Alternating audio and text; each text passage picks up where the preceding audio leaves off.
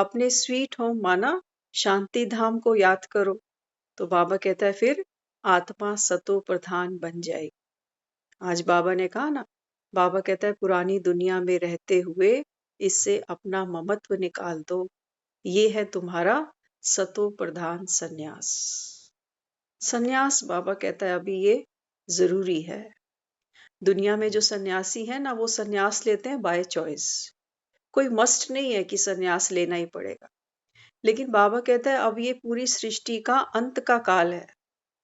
बाबा कहता है अंत में बाबा कहता है बच्चे सन्यास मस्ट है, क्योंकि अंत में मृत्यु है। मृत्यु बाबा कहता है हर चीज छुड़ा देती है। तो छोड़ना अर्थात बाबा कहता है ममत्व को छोड़ो। ये सबसे बड़ा रोग है जो आत्मा को दीमक की तरह खा गया। तो बाबा समझाते हैं अभी किसको याद करो। बाबा कहता है घर को याद करना। किन बच्चों की कशिश सबको होगी।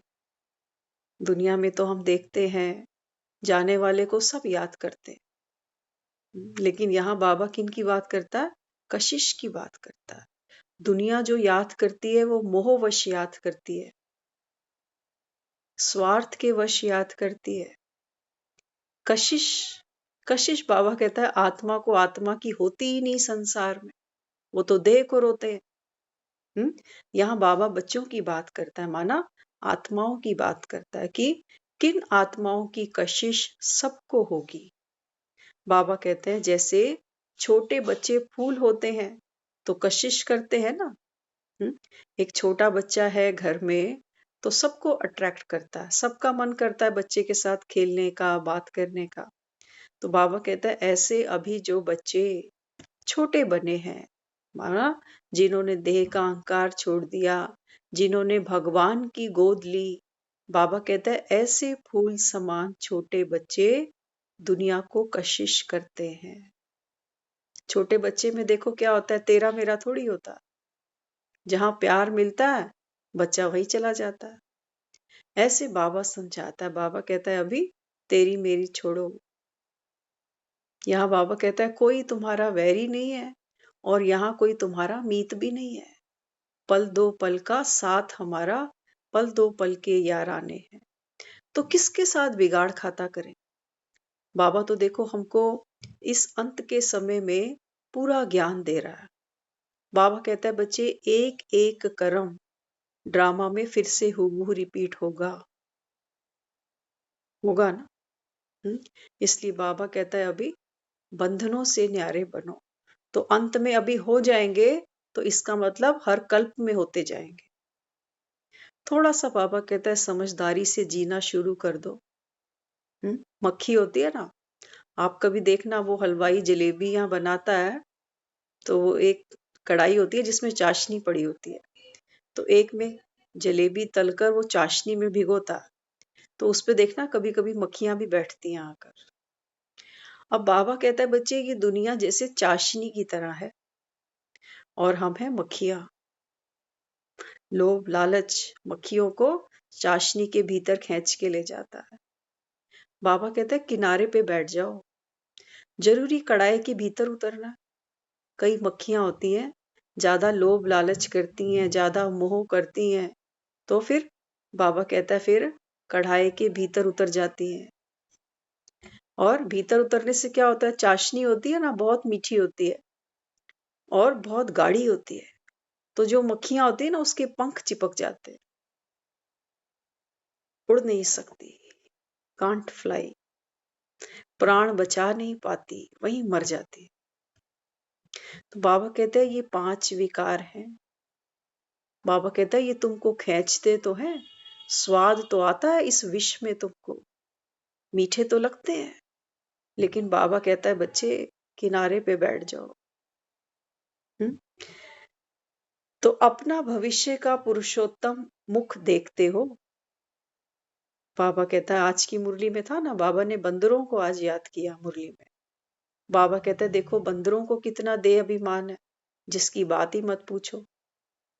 तो जब हम आप सब छोटे होते थे तो हम सब ने देखा है कि वो तमाशे वाला जो बंदर और बंदरिया का खेल दिखाता था, तो वो बंदरी के हाथ में एक छोटा सा मिरर दिखाते, ग्लास शीशा दिखाते, जिसमें वो खुद को देखती है और मेकअप करती है। तो कितना है तो बंदरी, लेकिन देह का भान तो कितना जबरदस्त है कि मेरे जैसा कोई खूबसूरत ही नहीं। हाँ, तो फिर क्या दिखाते हैं उस तमाशे में, दिखाते हैं बंदर उसको कहता है कि तू तैयार तो हो गई, अब ससुराल चलेगी? तो मना करती है, नहीं जाऊंगी। हम्म फिर बंदर उसको डंडा दिखाता, जाएगी? फिर कहती नहीं जाऊंगी। फिर उसके पीछे भागता है डंडा लेके। तो फिर वो जो एक पटरा दिखाते हैं, रेड़ा सा देखा होगा आपने, लकड़ी का जो होता है, फिर उस पर वो बैठती है और बंदर चला के ले जाता है। हाँ, तो छुटपन में हमने ये तमाशे देखे, लेकिन इस एज में हमको ये रियलाइजेशन मिली कि वास्तव में ये तो हमारी कहानी है, ये बंदरियां तो हम ही हैं। वो कहता है हमको कि घर जाना है बच्चे। हम कहते हैं नहीं बाबा, अभी अभी तो नौकरी लगी है, अभी अभी तो शादी करी, अभी अभी तो बच्चे आए, अभी तो मकान खरीदना है, अभी तो ये भी करना है। हम्म? तो फिर वो डंडा दिखाता है श्रीमत का कि चलेगी कि नहीं चलेगी। फिर भी हम कहते हैं अभी नहीं जाएंगे, अभी तो टाइम पड़ा। लेकिन बाबा कहता है कि बच्चे अब समय की गाड़ी तो खड़ी है, तो बैठ जाओ इसके ऊपर। तो बंदरी को फिर जाना ही पड़ता है, बंदर के साथ ही जाती है। जब वो तमाशा खत्म हो जाता है ना, तो जो मदारी होता है वो दोनों को इकट्ठे ले जाता है। बंदरी की जिद नहीं चलती, नहीं तो बंदरी वही मैदान में छूट जाती। बंदरी को लेके जाने के लिए ही बंदर आया होता है। तो राम जी आ चुके हैं, अपने बंदरों को इकट्ठा कर रहे हैं अभी, डमरू बजा बजा के ज्ञान का। क्योंकि बिना ज्ञान के डमरू बजे हमको ये चेता ही नहीं आता कि हमको जाना भी है। ये वो ज्ञान का डमरू है। तो बाबा समझाते, अपना पुरुषोत्तम चोला देखते हो? अभी तो बाबा कहता है बंदर के जैसे हो, लेकिन बाबा कहता है अगला चोला देखते हो कि संगम पर क्या बनने वाले हो। स्टूडेंट जो पढ़ते हैं, तो जो दर्जे पढ़ते हैं, जानते हैं ना कि क्या बनेंगे। हम्म बाबा कहते हैं स्टूडेंट्स है ना, उनसे पूछो आप क्या पढ़ते हो, तो कहते हैं हमारा इतने टाइम का कोर्स है, ये करके हम ये बन जाएंगे, यहाँ हमको प्लेसमेंट मिलेगी, ये नौकरी होगी, ये होगा। बाबा कहता है आप भी तो स्टूडेंट हो, क्या आपको इतना क्लियर है कि ये पढ़ाई पढ़कर हम ये बनने वाले हैं? नहीं है ना, हमको नहीं है वो क्लैरिटी। क्यों नहीं है? क्योंकि बाबा कहता है तुम्हारे निश्चय में खोट है, पढ़ाई में खोट नहीं है, बाप में खोट नहीं है। बाबा कहता है खोट है तुम्हारे निश्चय में। तो बाबा कहता है बाप की याद में रहने से बच्चे तुम मीठे बन जाएंगे। हमको पढ़ाने वाला बिल्कुल न्यारा विचित्र है, उनका साकार चित्र नहीं है। बाबा कहता है आपको पढ़ाने वाला बिल्कुल न्यारा विचित्र है। कल भी बोला बाबा ने, तुमको चित्रों को याद नहीं करना, ना आकारी, ना साकारी, ना निराकारी। हम्म तो बाबा कहते हैं मोह भी रखना चाहिए। हाँ, बाबा कहता है मोह भी रखना चाहिए अविनाशी चीज से। विनाशी चीज से क्या मोह रखना? बाबा कहता है मोह रखो तो किसी ऐसी चीज से तो रखो जो अविनाशी हो। तुम्हारा मोह, बाबा कहता है, विनाशी चीजों से है, शरीर से है। पता है शरीर आज नहीं कल ये तो गिरना ही है। अब शरीर थोड़ा बीमार होता है, हलचल करता है, तो देखो शक्ल कैसी बन जाती है। तो बाबा कहते हैं कि पढ़ाई तुमको क्या दे रही है? पढ़ाई तुम्हारी स्थिति को पावरफुल बना देती है कि ये शरीर है, और शरीर भी कैसे है, तमो प्रधान। बाबा कहता है जन्मते ही बच्चा गोलियां लेता है, इंजेक्शन लेता है, और बुढ़ापे तक लेता ही जाता है। इसलिए बाबा समझाते, अगर मोह रखना भी है तो बच्चे अविनाशी चीज से मोह रखो। तुम अपने को शरीर समझ सब उल्टे लटक पड़े हो। हम्म, बाबा कहते हैं तुम सबने अपने को तो शरीर ही माना हुआ है, कि शरीर बीमार हो गया तो सोचे कि हम ही बीमार हो गए। बाबा कहते हैं शरीर के मरने से, क्योंकि शरीर के अंदर जो शक्ति है वो आत्मा की शक्ति है। बाबा कहता है शरीर के गिरने से आत्मा को, बाबा कहता है, कोई नुकसान नहीं होने वाला। अगर एक गाड़ी खराब हो जाए तो ड्राइवर थोड़ी खराब हो गया, ड्राइवर जाके गाड़ी चेंज कर लेगा, नई गाड़ी ले लेगा। तो बाबा कहता है अपने को शरीर समझने से सब जैसे उल्टे लटक पड़े हैं। एक बाप की कितनी महिमा है, वही दुख हरता और वही सुख करता है। तुम भी हर एक खुद, ध्यान से सुनना ये लाइन, बाबा कहता है जैसे बाप दुख हरता सुख करता है, ऐसे तुम भी हर एक खुद दुख हरता और सुख करता हो। हम सबको अपने दर्द की मलहम खुद बनना है। बाबा कहता है बाप समान बन रहे हो ना, तो बाबा कैसा है? बाबा तो दुख हरता है, सुख करता है। ऐसे बाबा समझाते बच्चे तुम खुद स्वयं दुख हरता, अपने दुखों का बाबा कहता है खुद हरण करना तुमको सीखना पड़ेगा। ज्ञान में बाबा कहता है वो शक्ति है, और अगर आप ज्ञान को सही रीति समझते हो, ज्ञान का मनन चिंतन करते हो ना, तो आपके जीवन में कोई दुख खड़ा रह नहीं सकता। उसके पांव घुटने वहीं टूट जाएंगे अगर आपने ज्ञान को सही रीति समझ लिया तो। तो बाबा समझाते तुम खुद हर एक, बाबा कहता है दुख हरता सुख करता हो, उस बाप के बच्चे हो ना, आधा कल्प हेतु। बाबा कहता है आधा कल्प के लिए तुम बच्चे सुख करता हो, सत्युग और त्रेता। हम्म जो सबका दुख हरकर सुख देते हैं आधा कल्प के लिए। माया दुख देती है, सत्युग में तो दुख होता ही नहीं। ड्रामा में एक पार्ट दो बारी हो नहीं सकता। ड्रामा में बाबा कहता है एक पार्ट दो बारी नहीं हो सकता। 5000 वर्ष की पूरी एक्टिविटी का रिकॉर्ड माया में भरा हुआ है। शास्त्र नाम चला आता है और किताबें होती हैं, पढ़ाई की नॉवल होते हैं। शास्त्र पढ़ने वालों को भक्त कहा जाता है। बाबा कहते हैं मैं तुमको यहाँ पर भक्ति नहीं सिखाता। बाबा कहता है कोई शास्त्र विद्या तुमको नहीं दे रहा, क्योंकि ये ज्ञान जो है ये किसी भी शास्त्र में नहीं लिखा हुआ। तो बाबा कहते हैं शास्त्रों को पढ़ने वालों को तो भक्त कहा जाता है, तुम बच्चों की तो ये है रूहानी पढ़ाई। क्योंकि स्वयं आत्मा जो रूह है, बाबा कहता है परमात्मा भी रूह है, और रूह बैठकर रूह को ज्ञान सुनाती है, माना रूहानी नॉलेज देती है। तो बाबा समझाते सितारे बगैर शरीर काम भी नहीं कर सकता, बात भी नहीं कर सकता। सितारा माना आत्मा के बिना।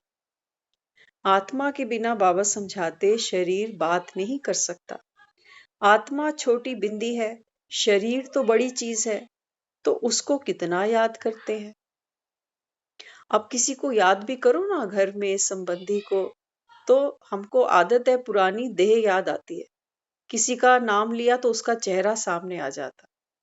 अब बाबा कहता है चेहरे के साथ साथ भ्रिकुटी को भी देखते चलो कि ये आत्मा का रोल है। ये आत्मा मेरी बेटी, मेरा भाई, मेरी बहन, मेरी माँ, मेरा पिता, आत्मा को बाबा कहता है देखते चलो।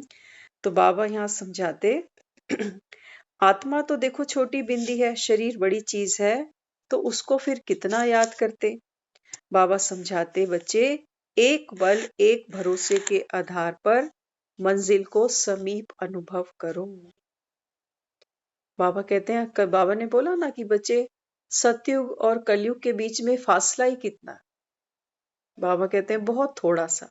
लेकिन हाँ, बच्चों को लगता है कि बहुत समय बीत रहा है, विनाश कब होने वाला है। तो बाबा समझाते बच्चे एक बल एक भरोसे के आधार पर मंजिल को समीप अनुभव करो। ऊंची मंजिल पर पहुंचने से पहले आंधी तूफान लगते ही हैं। स्टीमर को पार जाने के लिए भंवर से क्रॉस करना ही पड़ता है। एक बल एक भरोसा पक्का करो तो हर भंवर से सहज निकल जाएंगे। बाबा कहता है ऐसा ऐसा कोई, बाबा कहता है सागर नहीं जिसमें लहरें नहीं उठे, जहां तूफान नहीं आए, जहां भंवर नहीं उठे। बाबा कहता है बच्चे ये दुनिया भी तो भव सागर है। हाँ, तो बाबा कहता है तुम कभी भी विघ्नों को देखकर, बाबा कहता है घबराओ नहीं। माया, बाबा कहता है पुरजोर लगाएगी। एक बार हम सुन रहे थे किसी का कि जो शैतान था, जिसको माया भी कहते, एक बार एक शैतान ने जाकर अपने बॉस को इन्फॉर्म किया कि एक पेड़ के नीचे एक फकीर बैठा हुआ है और ज्ञान को उपलब्ध उपलब्ध हो चुका है। तो ये तो हमारी माया छोड़ देगा अभी। अब क्या करना चाहिए कि भी अगर एक ने छोड़ा, इसको देखकर और भी छोड़ने लग जाएंगे।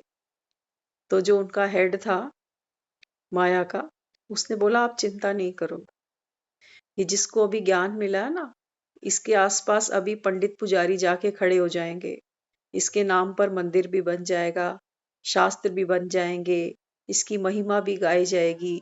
ये उसी में मगन हो जाएगा, ये भूल ही जाएगा कि मुझे ज्ञान मिला था। ये भी बाबा कहता है माया का नाच है।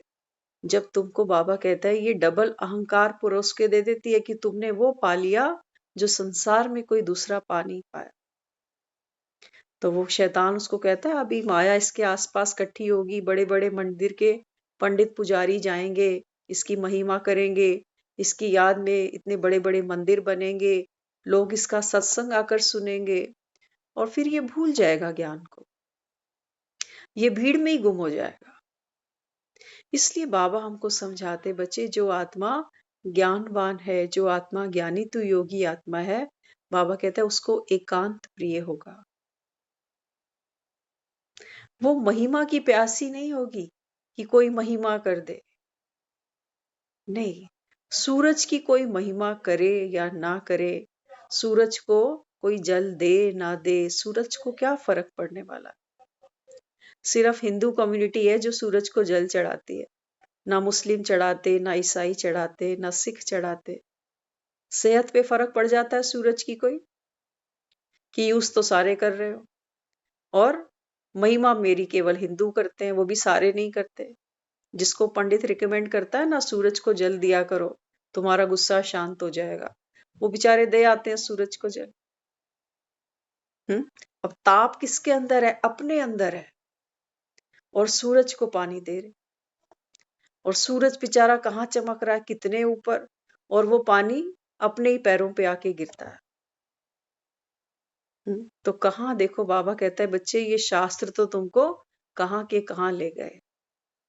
तुम, बाबा कहते हैं, गिरते ही गए शास्त्र पढ़कर सुनकर। तो इसलिए बाबा यहाँ समझाते, ऊंची मंजिल पर पहुंचने से पहले आंधी तूफान तो लगते ही हैं। बाबा कहता है बच्चे पुरुषार्थ से कभी घबराना नहीं। पुरुषार्थ तो बाबा कहता है बच्चे ये तुम्हारा सुख है, क्योंकि बच्चों को बड़ा मजा आता है कुछ ऐसा करने का जो ऑर्डिनरी कोई कर ना सके। तो बाबा कहता है हाथ में हाथ लेकर, बाबा कहता है संगठन में एक साथ आगे बढ़ते चलो। तो ये बाबा का बहुत प्यारा छोटा सा संगठन है। कभी कभी इसमें बच्चे भी एक दो का साथ छोड़ने लगते हैं। तो बाबा कहते हैं बच्चे आगे बढ़ो और बढ़ाते चलो। कहा ना बाबा ने कि खुद भी याद करो, दूसरे को भी याद कराओ कि आज सारा दिन में क्या पुरुषार्थ किया। बाबा याद आया, घर की याद आई, कर्म कैसे किए, क्या अपना कोई टाइम टेबल सेट किया, कभी अमृत वेला छोड़ तो नहीं दिया, कभी कोई मुरली छूट तो नहीं गई। तो बाबा समझाते बच्चे तूफान तो लगेंगे ही, स्टीमर को पार जाने के लिए भंवर तो क्रॉस करना ही पड़ता है ना। तो एक बल एक भरोसा पक्का करो तो हर भंवर से पार हो जाओगे। एक बल एक भरोसा। बाबा कहते हैं जिसने एक को पकड़ा है उसका, बाबा कहता है, बेड़ा पार है। इसलिए दुनिया में भी लोग कह तो देते हैं भगत कि ईश्वर तो एक है, लेकिन बाबा कहता है वो एक कौन है, वो एक कब आता है, आकर क्या करता है, क्या प्राप्तियां कराता है, बाबा कहता है ये कोई नहीं जानते। इसलिए बाबा कहता है वहां तो एक की पहेली ही रह गई कि ये एक है कौन। तो सबको बाबा कहता है माथा झुकाते हैं, सबके आगे झोली पसारते हैं, सबको माता पिता कहते जाते हैं, और बाबा कहता है फिर खाली के खाली रह जाते हैं। फिर आज का स्लोगन है, विश्व कल्याणकारी वह है जो प्रकृति सहित हर आत्मा प्रति शुभ भावना रखते हैं। विश्व कल्याणकारी। बाबा कहता है विश्व में न केवल सिर्फ मनुष्य आत्माएं हैं, बल्कि बाबा कहता है बच्चे प्रकृति भी विश्व का हिस्सा है। बड़े बड़े महासागर, पहाड़, पर्वत। तो बाबा कहते हैं ये पांचों प्रकृति के तत्व और छठा महातत्व भी, जो हमारा आत्माओं का घर है, वो भी छठा तत्व है। तो बाबा कहता है अभी सबके प्रति शुभ भावना, मीठी भावना रखते चलो। तब बाबा कहता है आप बनते हो विश्व कल्याणकारी आत्मा। ओम शांति।